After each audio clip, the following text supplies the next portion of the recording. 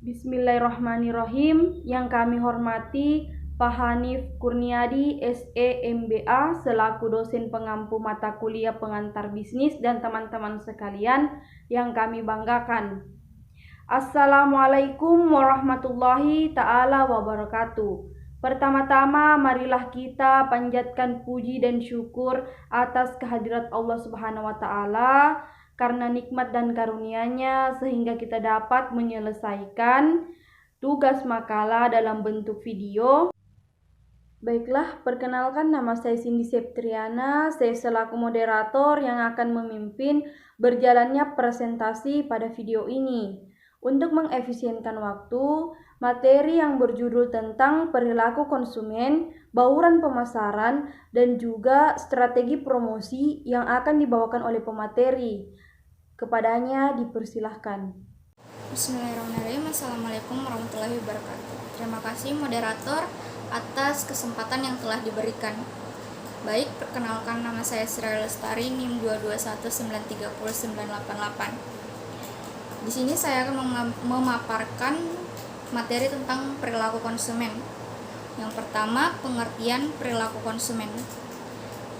Perilaku konsumen yaitu sebuah cara yang dipakai dalam melakukan pengambilan keputusan dan manusia dilibatkan dalam kegiatan secara fisik dalam menilai, mendapatkan rumah, dan mempergunakan barang dan jasa.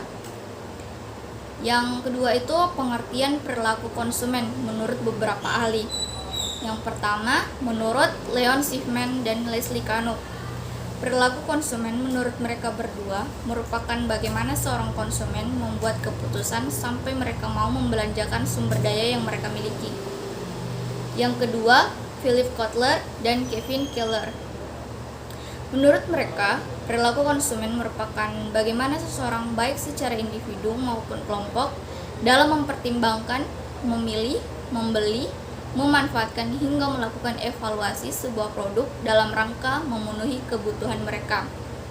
Yang ketiga, John C. Woman dan Michelle Minor.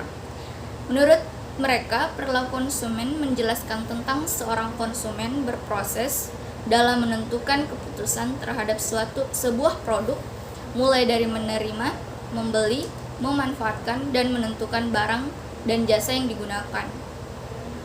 Adapun faktor yang mempengaruhi perilaku konsumen, yang pertama itu faktor kebudayaan. Faktor kebudayaan dikatakan memiliki pengaruh yang paling luas dibanding faktor-faktor lainnya. Sebagaimana yang kita terima pada pendidikan karakter di sekolah, kedisiplinan dapat membentuk kebiasaan, kebiasaan dapat membentuk sifat-sifat, sifat-sifat dapat membentuk karakter, dan karakter yang dibudayakan dapat membentuk nasib seseorang. Dan yang kedua itu faktor sosial. Kelompok sosial terdiri dari keluarga, lingkungan tempat tinggal, teman pergaulan, dan masyarakat.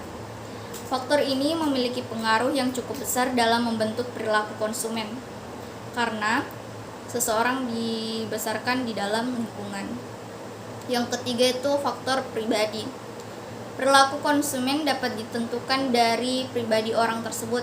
Misalkan saja faktor usia, psikologi, kesehatan, kepribadian, gaya hidup, kondisi ekonomi, jabatan, dan konsep diri dari konsumen tersebut. Yang keempat, psikologis. Faktor ini dipengaruhi oleh keinginan seseorang untuk diakui, dianggap ada, dan diterima lingkungan. Beberapa hal psikologis yang mempengaruhi perilaku konsumen adalah seperti motivasi, kepercayaan diri, self-esteem, proses belajar, dan lain sebagainya. Adapun tahapan-tahapannya pengambilan keputusan oleh konsumen, yang pertama pengenalan masalah, kedua pencarian informasi, ketiga mengevaluasi alternatif, yang keempat memutuskan untuk membeli, yang kelima evaluasi setelah pembelian. Baik, selanjutnya itu pendekatan dalam meneliti perilaku konsumen. Yang pertama ada pendekatan interpretif. Pendekatan ini dilakukan dengan cara menggali secara mendalam perilaku konsumsi yang ditujukan oleh konsumen dan apa saja yang mendasarinya. Yang kedua itu pendekatan tradisional. Pendekatan ini dilakukan dengan tujuan untuk mengembangkan teori serta metode untuk menjelaskan perilaku konsumen beserta dasar pembuatan keputusan. Yang ketiga, pendekatan sains pemasaran. Pendekatan ini dilakukan dengan menguji coba teori Maslow untuk mendapat prediksi pengaruh strategi marketing. Baik, sekian dari saya. Itulah materi tadi yang telah saya paparkan. Saya kembalikan ke moderator. Terima kasih. Bismillahirrahmanirrahim. Assalamualaikum warahmatullahi wabarakatuh. Terima kasih moderator atas kesempatan yang diberikan kepada saya. Perkenalkan, nama saya Muhammad Muhaimin dengan NIM 221931023.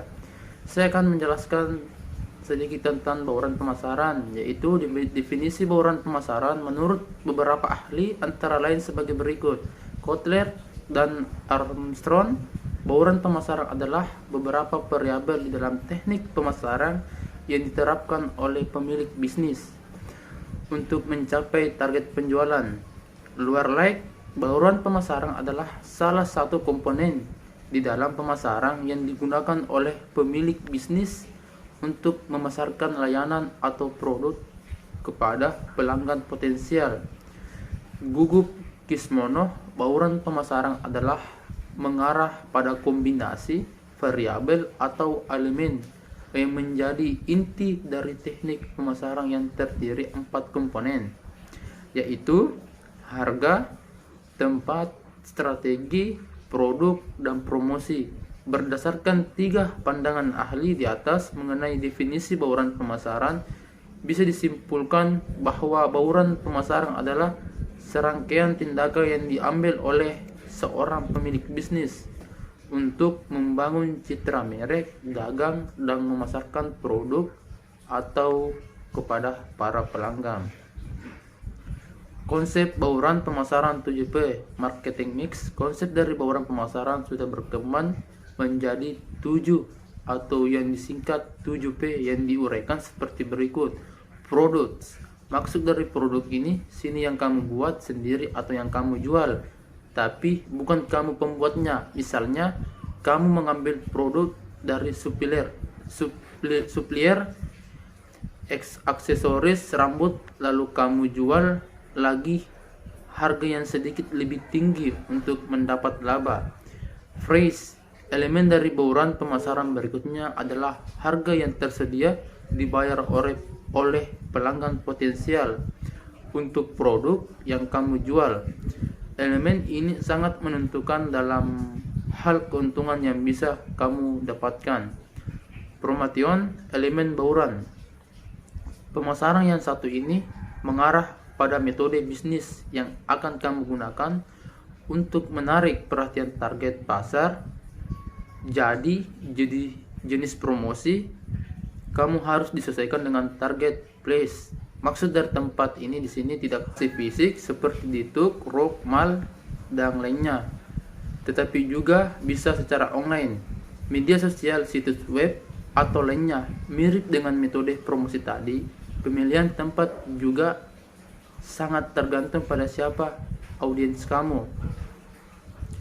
People, sumber daya manusia, SDM atau people juga masuk sebagai salah satu elemen bauran pemasaran, karena dalam dunia bisnis pastinya kamu membutuhkan orang-orang untuk menyampaikan produk kepada audiens, baik sebagai admin, marketing, penjaga tuk, bagian produksi, manajer, dan lain-lain.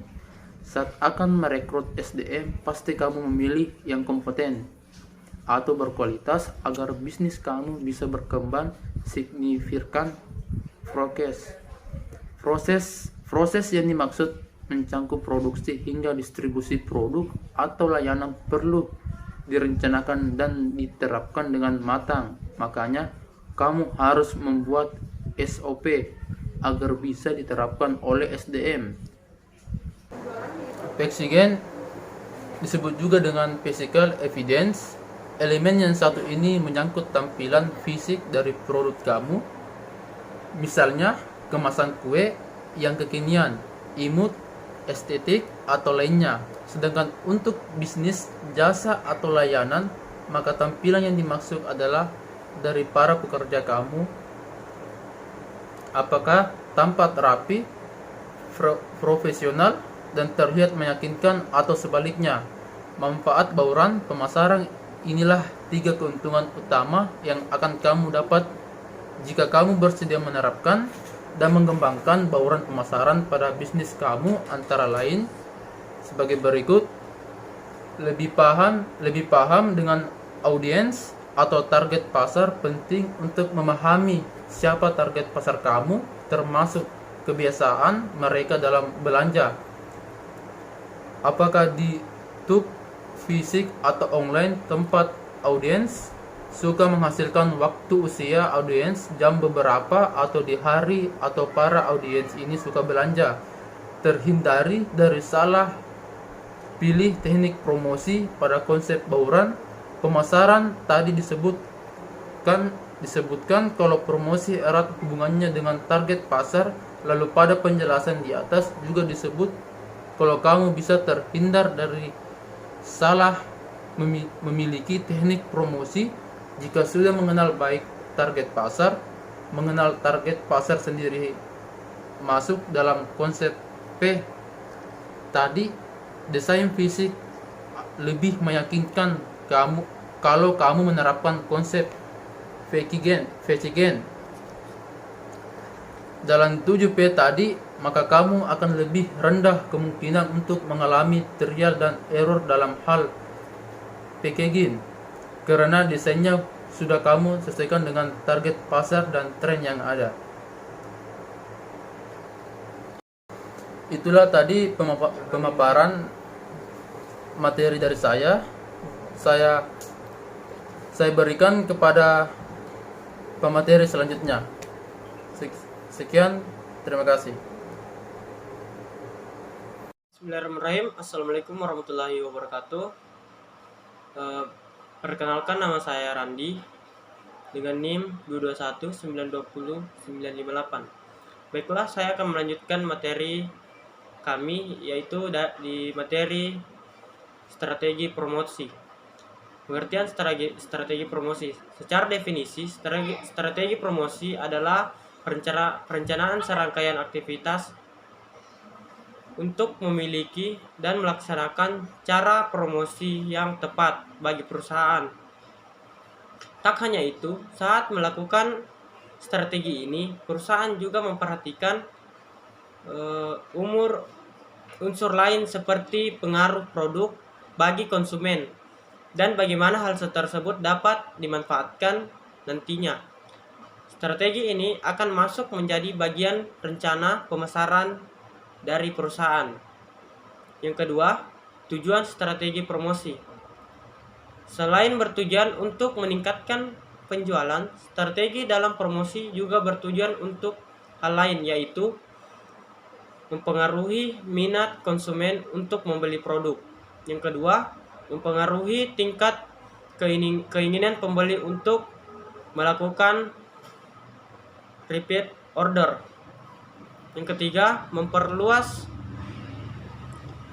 pasar dengan menambah konsumen baru. Yang keempat, mencari konsumen dan pelanggan yang loyal terhadap produk perusahaan. Yang kelima, mengalahkan persaingan yang mempunyai produk dalam Yang kelima yaitu mengalahkan persaingan yang mempunyai produk dalam segmen yang sama. Yang keenam, mengembangkan ide dan inovasi untuk meningkatkan penjualan produk. Yang terakhir yaitu meningkatkan volume dan berkualitas produk. Baiklah, itulah pemaparan dari saya. Saya berikan kepada pemateri selanjutnya. Sekian dan terima kasih. Assalamualaikum warahmatullahi wabarakatuh. Baiklah, terima kasih kesempatan yang telah diberikan oleh moderator kepada saya untuk memaparkan materi saya tentang karakteristik strategi promosi dan klasifikasi strategi promosi. Klasifikasi strategi promosi. Strategi promosi memiliki karakteristik yang harus menjadi dasar dari penyusunannya. Perusahaan dapat mempertimbangkan hal berikut ini saat akan melakukan strategi ini dalam menjual produknya. Pertama, komunikasi. Strategi yang digunakan saat berpromosi harus bisa menyediakan informasi kepada konsumen tentang produk lewat komunikasi yang tepat dan sesuai dari perusahaan. Kedua, intensif. Saat berpromosi, perusahaan atau brand harus membuat pemberian pelayanan secara intens untuk menstimulus konsumen dari nilai dan kualitas barang. Yang ketiga, invitation. Salah satu indikator kalau strategi Anda berhasil adalah bisa mengajak para konsumen untuk membeli produk yang ditawarkan dan memperoleh pendapatan.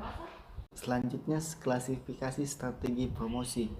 Strategi promosi diklasifikasikan dalam beberapa bentuk yang bisa diterapkan oleh perusahaan. Berikut ini penjelasannya. Yang pertama, customer promotion. Strategi yang satu ini dilakukan untuk mempengaruhi konsumen agar mau melakukan pembelian terhadap suatu produk, barang atau jasa yang ditawarkan perusahaan. Yang kedua, trade promotion. Secara khusus, trade promotion dilakukan untuk mengait distributor yang tak hanya ingin membeli produk perusahaan tetapi juga menjualnya kembali.